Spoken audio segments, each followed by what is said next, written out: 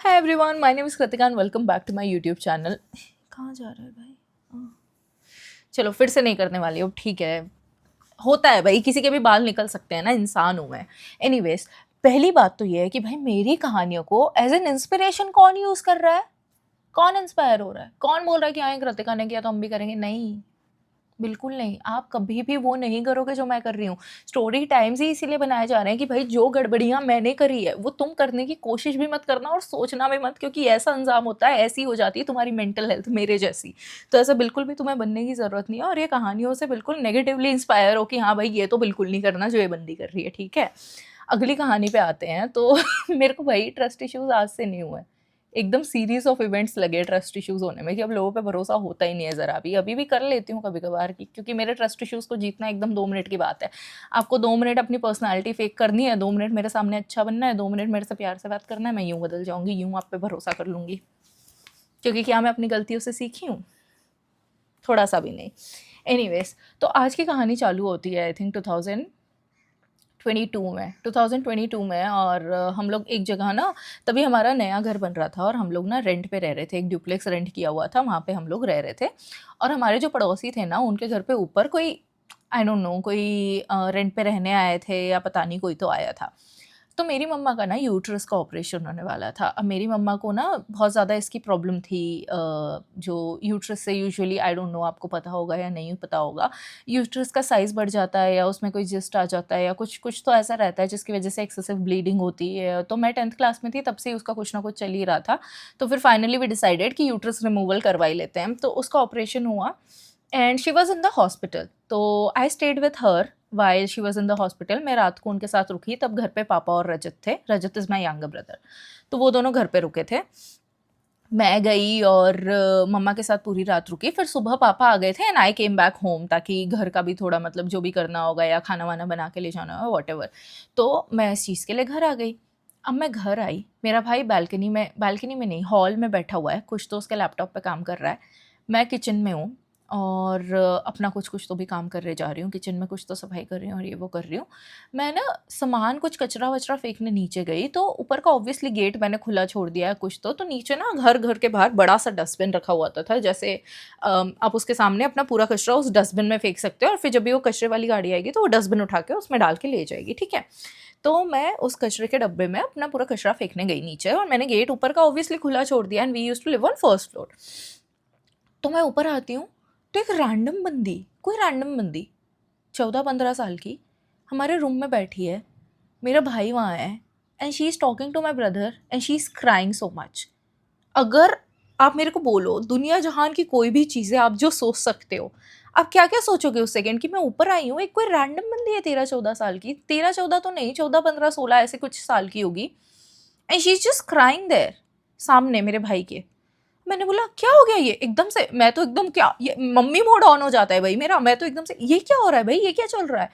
तो वो लड़की एकदम से, दीदी प्लीज़ मुझे बचा लो, दीदी प्लीज़ मुझे बचा लो। मैंने बोला भाई क्या हो गया, ऐसा क्या हो गया, क्या कर रही है। तो फिर मैंने कचरे की बाल्टी रखी और मतलब वहीं छोड़ दी और मैं उसका हाथ पकड़ के बैठ गई। मैंने बोला रजत एक गिलास पानी ला के दे और गेट लगा। तो उसने गेट लगाया, उसने गिलास पानी ला के दिया। वी हैव नो आइडिया ये लड़की कौन है, ठीक है। वी हैव नो आइडिया ये कहाँ से आई है। वी आर जस्ट सीइंग कि हाँ ये सामने आके हमारे हॉल में बैठ के रो रही है, मम्मी पापा घर पे नहीं, हम दोनों हैं। और रजत ने उसको पानी ला के दिया, मैंने उसको पानी पिलाया। मैंने बोला हाँ बोलो क्या हो गया। तो फिर कहती है दीदी हम लोग ना अभी अभी नए नए रहने आए हैं और हम लोग ना पड़ोस में रहते हैं। तो आपके पड़ोस में ऊपर मैं अपनी मामी के साथ रहती हूँ, मैं अपने मम्मी पापा के साथ नहीं रहती हूँ, उसकी मामी या बुआ, वटेवर, मामी या बुआ किसी के साथ रहती हूँ, बुआ के साथ रहती हूँ। एंड वो ना मुझे कोई तो भी पिल खिला देती हैं रेड कलर की। और उसके बाद ना 2 लड़के आते हैं और मेरे साथ पता नहीं बहुत सारी कुछ गलत गलत हरकतें करते हैं और फिर वो मुझे बहुत मारती हैं और मुझसे इतना सारा काम करवाती हैं और ये है वो है। And she is crying while she is saying all of this. I kid you not, मेरे को गूज बम्स आ गए भाई। अब बताओ कोई बंदी, कोई छोटी सी बच्ची है and you being a woman, तुम्हारे सामने आके वो सारी चीज़ें बताएगी कि उसके साथ ये सब हो रहा है तुम्हारे जस्ट पड़ोस में। तो तुम क्या करोगे? मैं तो immediately I was so furious, मेरे को इतना गुस्सा आया कि भाई अभी पुलिस को बुलाओ, अभी कंप्लेंट करते हैं, ऐसे कैसे कोई किसी के साथ कर सकता है और ये वो, क्योंकि मैं तो रॉबिन हुड हूँ ना, and I do not know how to mind my own business, so I have to intervene. क्योंकि यार तुम खुद ही सोचो यार, इंसानियत के नाते अगर तुम्हें पता चलता है कि कहीं कुछ इतना गलत हो रहा है, तो आप एकदम आँख बंद करके चुपचाप बैठे तो नहीं रह सकते कि हाँ निकल, तुम्हारा फैमिली मेंटर है, तुम आपस में देखोगे। नहीं, आप बोलोगे ना मुझे इन्वॉल्व होना है, आप बोलोगे ना कि हाँ नहीं नहीं मुझे पता करने दो क्या चल रहा है क्या नहीं चल रहा है। So that's what I did. तो मैं अंदर गई अपना फ़ोन लेने के लिए, मैंने बोला तुझे अपने पेरेंट्स को कॉल करना है, किसी को कॉल करके बताना है कि तेरी बुआ तेरे साथ ऐसा सब कर रही है, क्योंकि उसकी बुआ उसको पढ़ाने के लिए उसके घर वालों के पास से ले आई थी। तो मैंने बोला उनको तो इन्फॉर्म कर कम से कम, कि अपने घर वालों को तो पता हो, क्योंकि बोलती है मुझसे फ़ोन ले लेती है, मेरे को किसी को फ़ोन नहीं करने देती है। मैंने बोला मैं अपना फ़ोन देती हूँ तो कॉल मिला। तो मैं अंदर से फ़ोन लेके आई, इतनी देर में रजत ने उससे कुछ तो बात करी, और फिर रजत मुझे आके कहता है कि दीदी अभी ना डायरेक्टली पुलिस को मत बुलाओ, क्योंकि कॉलोनी का मैटर है, आप पहले सिक्योरिटी को बुलाओ जो गार्ड हैं। अब देखो छोटा भाई होने के बावजूद उसमें तुम उससे थोड़ी सी तो ज़्यादा अकल है और सेंसिबल भी है। तो उसने बोला कॉलोनी के गार्ड को बुलाओ। मैंने बोला मैं इसका फ़ोन करवाती हूँ, इसके पेरेंट्स को जो भी हैं पता करते हैं, तू नीचे जा धीरे से और लेके आना। जो गार्ड अंकल बैठे रहते हैं, तो वो ना हर हमारे एकदम ऑलमोस्ट 4-5 घर के बाद गार्ड बैठे रहते हैं। तो रजत ने बोला कि जाओ, मैंने बोला कि जाओ उनको बुला के लेके आ। तो रजत नीचे गया, वाइल उसकी बुआ पता है गली गली में घूम रही है, उसकी आवाज़ लगा रही है उसके नाम की कि कहाँ है ऐसे करके ढूंढ रही है। एंड दिस एंटायर सीन कि भाई इसके घर वाले इसको बाहर रोड पे ढूंढ रहे हैं, ये बंदी हमारे यहाँ बैठ के रो रही है और एकदम रैंडम ऐसी बातें बता रही है जो आप बिल्कुल डाइजेस्ट नहीं कर सकते हो, और आपको लग रहा है कि भाई आप इसको कैसे इंसाफ दिलाओगे। और मेरा भाई गया और वो गार्ड को बुला के लाया। तो जैसे ही गार्ड आया तो उसको भी समझ नहीं आया कि क्या करना चाहिए, तो उसने और गार्ड्स बुला लिए कि जितने भी आसपास है कि बैठे। हॉल में हम बैठे कलेक्टिवली, मेरे पेरेंट्स घर पे नहीं है, कंप्लीटली अनअवेयर कि क्या चल रहा है, और उसकी बुआ गली गली ढूंढ रही है। तो गार्ड्स ने डिसाइड किया कि हम लोग ना जो हेड ऑफ सिक्योरिटी है उनको बुलाते हैं और पता करते हैं कि क्या करना है। तो हेड ऑफ सिक्योरिटी को कॉल किया, तो वो आए और वो बैठ के उसकी सारी चीज़ें समझने लगे। तो मैं इतने में किचन में गई पानी वानी भरने के लिए कि इतने सारे लोग आए, इनको पानी वानी तो पिलाऊं। तो मैं उनको पानी वानी देने के लिए अंदर किचन में पानी लेने गई, और हॉल में ये सब बैठ के ये सब बातें कर रहे हैं। तो रजत मेरे पास आया और मुझे कहता है कि दीदी मैंने उससे बात करी कि तुझे कौन सी गोली खिलाते हैं। तो वो कहती है कि ब्लू कलर की गोली मुझे खिलाते हैं, जिसको खाने के बाद मुझे कुछ भी पता नहीं चलता मेरे साथ क्या हो रहा है। तो रजत कहता है कि मैंने उससे पूछा कि ब्लू कलर की खिलाते हैं, पर ब्लू कलर की तो बस पेन के लिए रहती है, रेड कलर की खिलाते होंगे क्योंकि रेड वाली रहती है जिससे नींद आती है और नशा होता है। तो उसने बोला हाँ हाँ सॉरी मैं भूल गई थी, रेड कलर की खिलाते हैं। तो मेरा भाई तो सस्पिशियस हो गया तुरंत कि भाई इसने अपना स्टेटमेंट इतनी जल्दी कैसे पलट लिया, and he was just randomly saying कुछ भी, and she was agreeing thinking कि हाँ हाँ सही है हाँ आप सही बोल रहे हो, क्योंकि ठीक ही ना 14-15 साल की तो बच्ची है, उसको ज़्यादा कुछ पता थोड़ी है। तो फिर रजत ने ऐसे ऐसे बोला मुझे, तो मैंने बोला ओह, तो बोलता इसीलिए मैंने बोला कि पहले सिक्योरिटी गार्ड को बुलाओ, एकदम से पुलिस को मत बुलाओ, क्योंकि अपन दोनों भी बच्चे ही हैं, अपन क्या ही कर लेंगे, पुलिस को क्या स्टेटमेंट देंगे। Plus we are not liable, हमारी मतलब हम होते कौन है ये सब करने वाले, अगर हमारे आई है तो चलो ठीक है, इट्स आर ड्यूटी कि अगर उसके साथ कुछ गलत हो रहा है तो हम डेफिनेटली रिपोर्ट करेंगे, लेकिन पहले कंफर्म तो हो कि हाँ गलत हो रहा है उसके साथ, बस बच्ची के स्टेटमेंट पे हम कुछ नहीं कर सकते ना।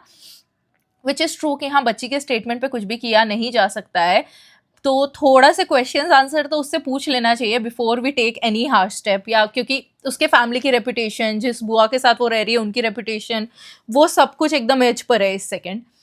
तो ठीक है गार्ड उससे पूछ रहे हैं, इतने में उसकी बुआ को शायद हमारी आवाज़ आ गई कि पता चल गया इतने सारे लोग ऊपर जा रहे हैं एक के बाद एक, तो वो एकदम से ऊपर आ गई और वो चिल्ला चिल्ला के रोने लग गई इसको देख के, कितनी बदनामी करेगी तू मेरी, क्या हो गया है ये वो, और ये रोए जा रही है और ये रोए जा रही है। और वो मुझे बोल रही है कि दीदी आप है ना, आपको पता नहीं है ये कैसी लड़की है और ये है वो है, ऐसा सब करे जा रही है। मैंने बोला वो जैसी लड़की है आप क्या कर रहे हो उसके साथ, और फिर मेरे अंदर तो एकदम बिल्कुल मदर टेरेसा मेरी उधर ही जा गई है कि हाँ बस अब मैं, हर इंसान का वेलफेयर मेरे हाथों में है। तो मैं खड़े होकर उसको बिल्कुल बोल रही हूँ कि नहीं भाई आप इसके साथ गलत कर रहे हो, वो मुझे बता रही है कि ये किया वो किया, तो बोलती नहीं नहीं दीदी ये तो बहुत झूठ झूठ बोल रही है, ऐसा तो कुछ नहीं हुआ है। तो उसकी बुआ ने हमें बताया कि ये जब भी कम एज में शायद अभी से 1-1.5 साल पहले ही किसी बंदे के साथ भाग गई थी घर से शादी करने के लिए, फिर इसके घर वालों ने इसको ढूंढा और पकड़ा, क्योंकि ऑफ कोर्स वो नाबालिग है, अभी लीगल एज नहीं हुई है उसकी शादी वाली। फिर उसके घर वालों ने उसको पकड़ा और उसको घर लेके आए। अब वो है ना क्या बोलते, फिर से उसके साथ भागने को प्लान करती रहती थी और इसके घर वालों ने इस पे गिव अप कर दिया। दे डोंट ट्रस्ट हर, उनके हिसाब से शी इज डेड, क्योंकि उनकी बहुत ज़्यादा इमेज खराब हो गई, रेपुटेशन खराब हो गई, तो उन्होंने इसको हमारे पास भेज दिया है। तो ये मेरे पास रह के पढ़ाई वढ़ाई करती है, फ़ोन वोन में इसको देती नहीं हूँ, क्योंकि ये बार बार उसको कॉल करने को ट्राई करती है, अपने करियर को लेके सीरियस नहीं है, वट एवर उसकी बुआ ने ये सारी बातें बोली। And in this very moment हुम डू यू ट्रस्ट? अभी ये भी अपने हिसाब से कुछ भी कहानी बना के बताएगी और वो भी अपने हिसाब से कुछ भी बोल रही है, तो चीज़ें और ज़्यादा कॉम्प्लिकेट हो गई कि अभी आप किस पे भरोसा करोगे, आप क्या मानोगे, एक्चुअली में आपको क्या बिलीव करना चाहिए। तो इसकी बुआ ने बोला कि आपको यकीन नहीं आता ना, रुको। वो बोलती मुझे मेरे नाना से बात करनी है, मुझे मेरे नाना से बात करनी है, मुझे मेरे दादा से, किसी से तो बात करनी है। तो उसने नाना दादा जो भी है उनको कॉल लगाया, फ़ोन स्पीकर पे डाला और वो बात कर रही है कि मैं बुआ के साथ नहीं रहूँगी, मेरे साथ ऐसा ऐसा करती है और ये सब बोल रही है। यार तुम इमेजिन करो, तुम्हारे फैमिली का कोई भी मेंबर जिनको तुम बता रहे हो कि तुम्हारे साथ ये सब हो रहा है, इतनी सीरियस लेवल की चीज़ तुम्हारे साथ हो रही है, how would they react to that information? Exactly. और ये बंदी के पेरेंट्स कुछ रिएक्ट ही नहीं कर रहे हैं। इसके दादा बोल रहे हैं अच्छा ऐसा हो रहा है क्या, चल बात करवा, मेरी बुआ से बात करवा। भाई एक्सक्यूज मी, मतलब मैं स्ट्रेंजर होके ज्यादा कंसर्न हूँ तेरे सगे नाना दादा से। Like what is going on, what is this family, ये लोग ऐसे क्यों है, सारे मेजर क्रीपी लोग हैं, हुम डू यू ट्रस्ट, क्या चल रहा है यहाँ पे, ये मेरे घर में क्यों है, क्या हो रहा है। तो एकदम से ना वो फोन ले लेती है उसकी बुआ और बोलती है कि हाँ हाँ मैं संभाल लूंगी, मैं देख लूंगी, और ये है वो है। तो रजत ने बोला ये सारे लोग काफी शेडी और क्रीपी लोग हैं दीदी, दूर रहते हैं। अब फाइनली टाइम आ गया पुलिस को बुलाने का, क्योंकि अब चीज़ें बहुत ही ज़्यादा कॉम्प्लिकेट होती जा रही है एंड हमारा अब इसलिए फ़र्ज़ बनता है बुलाने को, क्योंकि ये सब चीज़ें हमारे घर में हो रही है। So we are not suppose to be held responsible for anything. तो जो सिक्योरिटी हेड थे उन्होंने भी यही बोला कि हाँ हम पुलिस को बुलाते हैं, क्योंकि अभी कॉलोनी में ये सारी चीज़ें हो रही है, तो भैया कॉलोनी वालों की रिस्पॉन्सिबिलिटी है ना फॉर आवर सेफ्टी। अब तुम सोचो कि अगर मेरा भाई अकेला घर पे होता, मैं होती ही नहीं, और वो बंदी आके 100 तरह की चीज़ें बोलने लगती, what people could have assumed, what could have happened. वो तो अच्छा है कि मैं वहाँ थी तो आई न्यू कि क्या चल रहा है क्या नहीं चल रहा है। तो ठीक है, ये कॉलोनी की रिस्पॉन्सिबिलिटी है कि वहाँ पे आप इतना चार्ज कर रहे हो, मेंटेनेंस करते हो, ये करते हो, इतने गार्ड्स हैं, और आप बिल्कुल ध्यान ही नहीं रख पा रहे हो कौन किसके घर में कैसे भी घुस जा रहा है, कुछ भी चीज़ें हो रही है, कोई भी एलिगेशंस लगाए जा रहे हैं। तो अब क्या हो रहा है कि इसने कहा, जो सिक्योरिटी हेड थे उन्होंने कहा कि हम बुला लेते हैं पुलिस को। और फिर उन्होंने पुलिस को कॉल किया तो उन्होंने बोला कि कॉल नहीं, आपको लेने जाना पड़ेगा। तो अपेरेंटली पास में ही शायद वो था, क्या कहते हैं उसको, दवा खाना कह रही हूँ भाई, दवा खाना नहीं, पुलिस थाना पुलिस चौकी, दवा पुलिस चौकी थी। तो ये लोग गए वहाँ पे और 2 कांस्टेबल को लेके आए। अभी नीचे ये लोग खड़े हुए थे, ये इसकी बुआ और ये पुलिस का वेट कर रहे थे, और गार्ड वगैरह तो सारे चले गए कि चलो अब पुलिस बुला लेगी, उनका मैटर है वो समझे, हम लोग तो ठीक है, हमको तो रजिस्टर करना है कि हाँ ये चीज़ हुई कॉलोनी में, ताकि ऐसे लोगों को बिना बैकग्राउंड वेरिफिकेशन या क्या चल रहा है क्या नहीं हम लोग कॉलोनी में रखें ना, आप कैसे किसी को भी रेंट पे कैसे दे रहे हो। तो अब क्या हुआ कि जो कांस्टेबल हैं उनके आने के पहले ही एकदम से हमको फट करके आवाज़ आई, बहुत तेज़ आवाज़ आई। तो हम दोनों भाग के बालकनी में गए, मैं और मेरा भाई, क्योंकि we were just processing and discussing कि अभी हुआ क्या है। तो हम भाग के एकदम से and we were just speculating कि कौन ज़्यादा सही है, किसकी ज़्यादा गलती है, या हो सकता है लड़की झूठ बोल रही है, हो सकता है बुआ झूठ बोल रही है खुद को बचाने के लिए, एक्चुअल में क्या है। तो ऐसे बैठ के सारे परमुटेशन कॉम्बिनेशन लगा के हम लोग एक्चुअल आउटकम पे आने की कोशिश कर रहे हैं कि कौन सच बोल रहा है कौन झूठ बोल रहा है। इतने में एकदम से बहुत तेज़ आवाज़ आती है और हम भाग के जाते हैं एकदम बालकनी में देखने के लिए कि क्या हो रहा है भाई। तो जैसे ही बालकनी से झाँकते हैं तो उसकी बुआ तो उसको रोड पे पीट रही है, और एकदम से रजत ने बहुत तेज़ चिल्लाया कि आप ऐसा नहीं कर सकते हो, आप बीच रोड पे क्यों मार रहे हो उसको। तो बोलती है अरे मेरे से मुजोरी कर रही है और ये वो ये वो। तो मतलब वॉयलेंस वाली बात तो सही थी कि लड़की के साथ वॉयलेंस तो हो रहा था, and it was very heart breaking to watch कि इतनी यंग लड़की है, उसके पेरेंट्स उसकी रिस्पॉन्सिबिलिटी नहीं ले रहे हैं। जिनको भी, जो भी वो इंसान था जिनको उसने कॉल किया, उसके मामा दादा नाना जो भी हैं, उनको भी कोई लेना देना नहीं है वो लड़की सफ़र कर रही है या क्या कर रही है। जिनके पास उसको छोड़ा गया है वो भी उसको बीच रोड पे मार रही है। तो अगर बीच रोड पे उसको इतनी तेज़ मार रही है तो बंद रूम में क्या क्या होता होगा उसके साथ। And we were feeling so guilty कि यार हमने इसको इसके साथ क्यों छोड़ दिया, ऐसा तो नहीं है कि सच में लड़की सच बोल रही है और इसकी मामी ने हमें मैनिपुलेट कर लिया इनटू बिलीविंग समथिंग एल्स, और ये वो। इतने में पुलिस कांस्टेबल आ जाते हैं और फिर वो आते हैं और वो देखते हैं कि अच्छा दोनों महिलाएं हैं, तो फिर वो महिला कांस्टेबल को कॉल करते हैं और फिर वो आती हैं, पुलिस वैन आती है और फिर उनको लेके चले जाती है। अब वी वर सो बॉदर्ड कि एक्चुअली में हुआ क्या, क्या हुआ है, लड़की परेशान थी, क्या चल रहा है क्या नहीं चल रहा है। तो एक बारी हम फिर 2 दिन बाद ही शायद हम लोग कार से कहीं से आ रहे थे, तो जो सिक्योरिटी हेड है, तो हमारा ना जो टाउनशिप का गेट है वहीं पे ऑफिस है, वहीं सिक्योरिटी हेड और जो जनरल मैनेजर है वो सभी उस ऑफिस में रहते हैं। एंड फिर यहाँ पे सिक्योरिटी हेड कई बारी बाहर गार्ड्स के साथ दिख जाते हैं, तो वो दिख गए। तो मैंने बोला पापा पापा कार रोको कार रोको और फिर अंकल को बुलाया, हमने बोला अंकल हुआ क्या एग्जैक्टली, आप लोग तो गए थे ना साथ में थाने पता करने की क्या है क्या नहीं। तो फिर उन्होंने बताया कि जो बच्ची थी वो एक्चुअल में झूठ बोल रही थी, वो उसके घर से भाग गई थी काफ़ी टाइम पहले, काफ़ी टाइम तो नहीं है 1-1.5 साल पहले। उसका बॉयफ्रेंड हुज 21 और 22 उसके साथ, व्हेन शी वाज ओनली 14। तो उसके घर वालों ने उसको फिर एक्सेप्ट करने से ही मना कर दिया कि पता नहीं क्या क्या कर लिया होगा और ये वो, अब हमारी तो नाक कट गई। तो उसकी बुआ ने, क्योंकि उसकी बुआ के कोई बच्चे नहीं थे, तो उसकी बुआ ने बोला कि मैं इसको साथ में ले आती हूँ, उसका फ्यूचर ख़राब होगा और पढ़ाई वढ़ाई ये वो। लेकिन क्योंकि लड़की को पढ़ने में कोई इंटरेस्ट ही नहीं है, वो हमेशा उसी उसी को कॉल करती रहती थी और परेशान करती रहती थी, तो इन्होंने इरिटेशन में उस पर हाथ उठा दिया और इसका फ़ोन छीन के रख लिया कि हम एक तो हार्ड अर्न मनी अपना लगा रहे हैं तेरे ऊपर और तू उसको सीरियसली नहीं ले रही है, तुझे लाइफ में सेकंड चांस मिला है तो उसको सीरियसली ले और ये कर वो कर। और उसकी बुआ का भी कहीं तो भी कुछ अफेयर चल रहा था, तो वो उसकी बुआ को ब्लैकमेल करती थी और ये इसको ब्लैकमेल करती थी। तो ऐसे मतलब पूरी फैमिली बहुत ही ज़्यादा सस्पिशियस सी थी और कुछ ना कुछ उनके ज़िंदगी में चल ही रहा था। एंड फाइनल रिजल्ट ये हुआ कि वो लड़की को फिर उसके पेरेंट्स ही लेके गए, क्योंकि उसने बोल दिया था कि मैं इनके साथ नहीं रहूंगी, या तो मैं भाग जाऊंगी या तो मेरे बॉयफ्रेंड को, क्योंकि वो पुलिस स्टेशन जाती ही अपने बॉयफ्रेंड को कॉल करने बोल रही थी कि वो मुझे लेने आएगा, मैं उसी के साथ जाऊंगी एंड दिस एंड दैट। पर ठीक है चलो, ये बात तो हमें पता चल गई कि ये हो गया वो हो गया। पर डोंट यू थिंक कि यार मतलब तुम कम एज में ऐसे डिसीजन ले लेते हो फिर, बट पेरेंट्स की गलती नहीं है क्या कि आपने पहली बात तो अपने बच्चे को शुरू से सही गलत नहीं सिखाया, कि वो इतनी कम एज में बिना कुछ सोचे समझे अपने एक्शंस के कॉन्सिक्वेंसेस के बारे में सोचे, घर से चला गया किसी के भी साथ। और फिर चलो आपके बच्चे ने गलती कर दी है, अभी उसकी एज ही क्या है, शी इज़ ओनली 14 एंड 15, आपने उसको अबैंडन कर दिया एकदम ही। किसी मतलब ठीक है बुआ बुआ होती है, लेकिन पेरेंट्स तो पेरेंट्स होते हैं ना, बुआ फूफा मौसी, ये सब कभी पेरेंट्स को रिप्लेस कर सकते हैं क्या? यू बीइंग अ पेरेंट आपने क्या किया कि आपके बच्चे ने गलती करी तो उसको छोड़ दिया कि हाँ चल ठीक है फिर मरे जी, हमें कोई लेना देना नहीं है। क्यों? उसे कौन सिखाएगा कि उसकी गलती के कॉन्सिक्वेंसेस क्या हो सकते हैं? उसे कौन सिखाएगा कि क्यों why she is 14 she should not marry a guy who is 21 और 22?